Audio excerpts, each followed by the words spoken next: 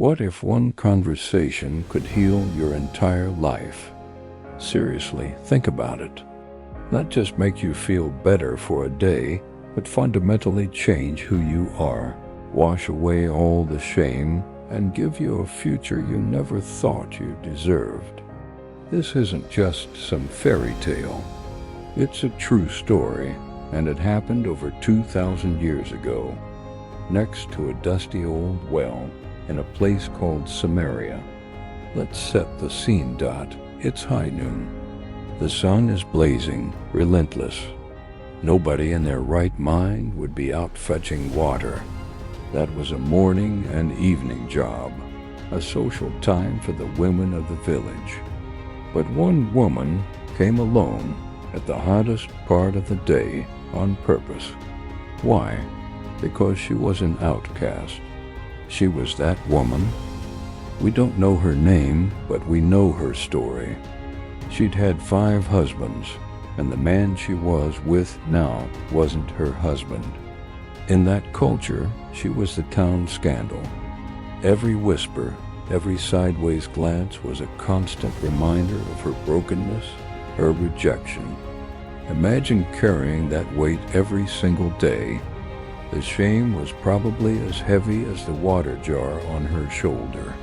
So she comes to Jacob's well, expecting another day of solitude and quiet judgment. But this day was different. There was a man sitting by the well, a Jewish man. Now Jews and Samaritans, they did asterisk, not asterisk mix. They despised each other. It was a deep-seated historical hatred. A proper Jewish man wouldn't even speak to a Samaritan, let alone a Samaritan asterisk, woman asterisk, an asterisk, definitely asterisk, not one with her reputation. But this man does. He looks at her, and with no judgment in his eyes, he says, "Will you give me a drink?" She's stunned. "You are a Jew and I am a Samaritan woman. How can you ask me for a drink?" You can almost hear the defensiveness, the lifetime of being less than in her voice. And then he says something that changes everything. If you knew the gift of God and who it is that asks you for a drink, you would have asked him, and he would have given you living water. Living water? She's confused.